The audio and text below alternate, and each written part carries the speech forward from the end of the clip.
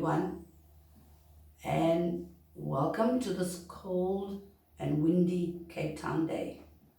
So just a bit of useless information. I'm what one would call a pluviophile. So a pluviophile is someone who loves the rain and finds joy and peace when it does rain.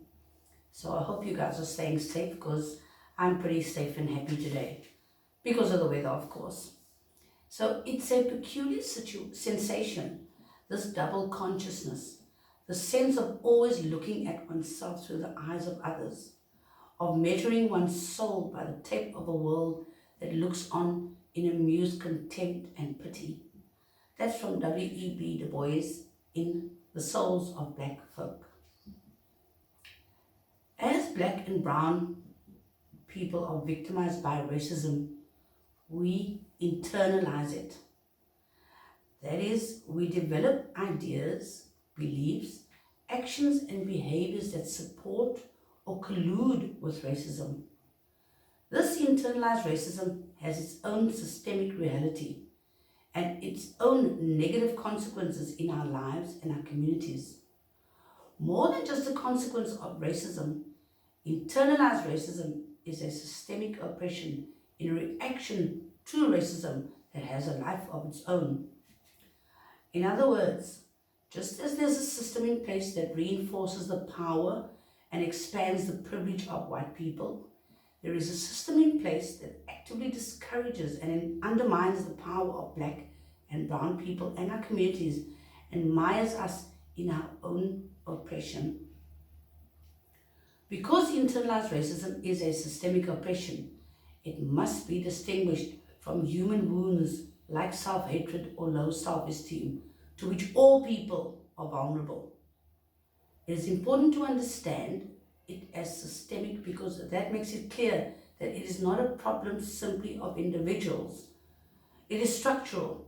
Internalized racism must then be understood as a system to be grappled with by black and brown people in the same way that even the most committed anti-racist white people must continue to grapple personally with their own and other white people's privilege until our existing racist system is abolished and replaced. Internalized racism negatively impacts people of color intraculturally and cross-culturally.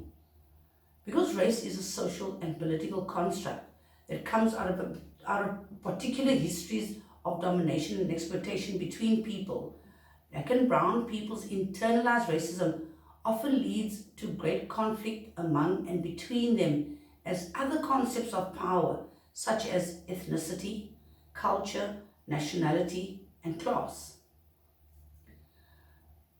It's often collapsed in misunderstanding, or those things are often collapsed in misunderstanding.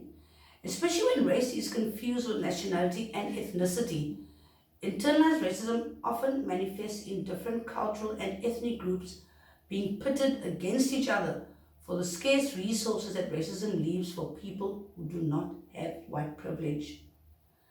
This can create a hierarchy based on closeness to the white norm. At the same time, it cripples all of us in our attempt to create a society that works for all of us. So putting forward this definition of internalized racism that is systemic and structural is not intended to blame the victim.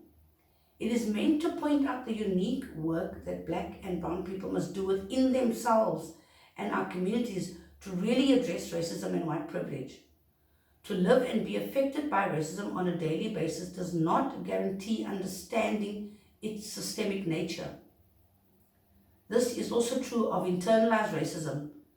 As experiences of race and structural racism become more confusing, complex, and obscure, it is imperative that people of color explore and deepen our understanding of internalized racism.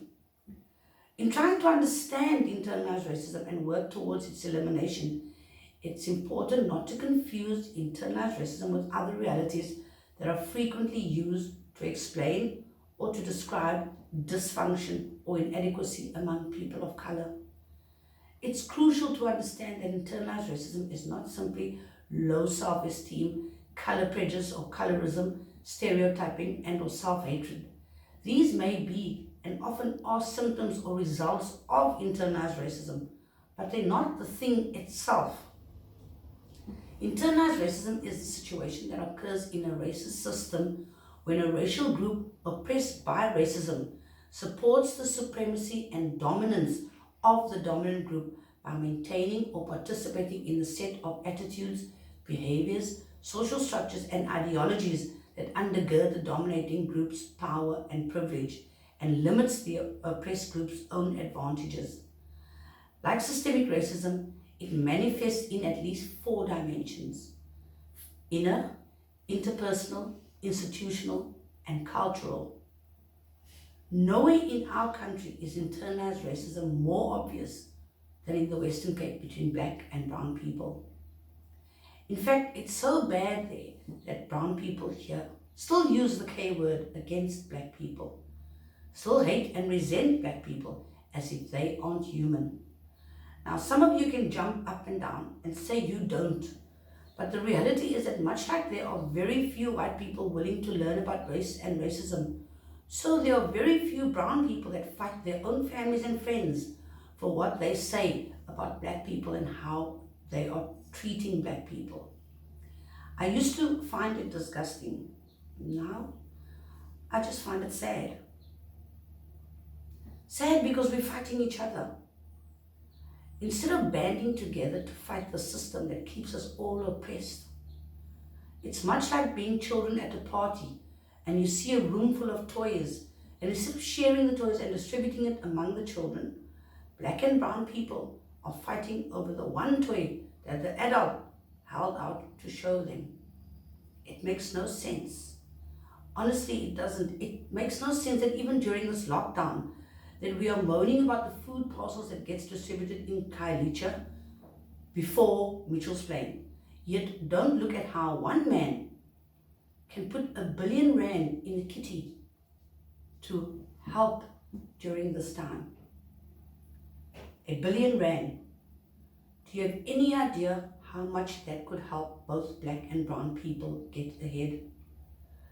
Does it never occur to you to think how wealthy this person must be to be in a position to simply give away R1 billion like you and I would give away 10 rand?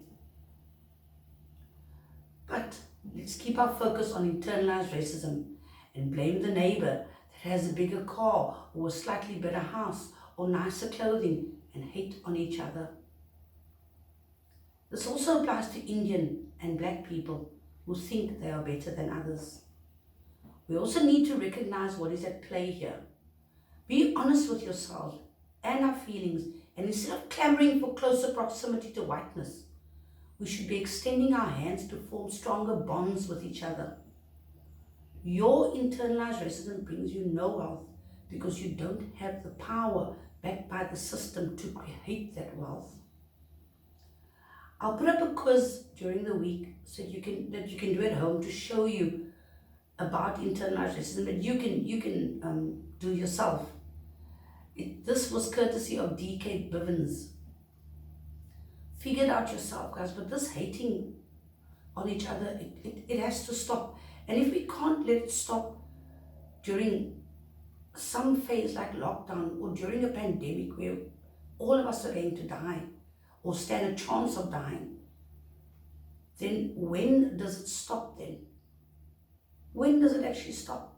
In other words, after lockdown, after this COVID-19, things will just get back to normal and we'll continue hating.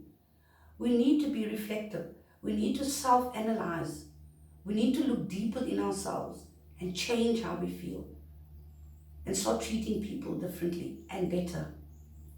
Next week, I'll talk about xenoracism and xenophobia as we understand it. Thank you for joining me today. Have a safe journey if you are traveling from work, and have a great day. Be warm and stay safe. Bye. It's bad, it's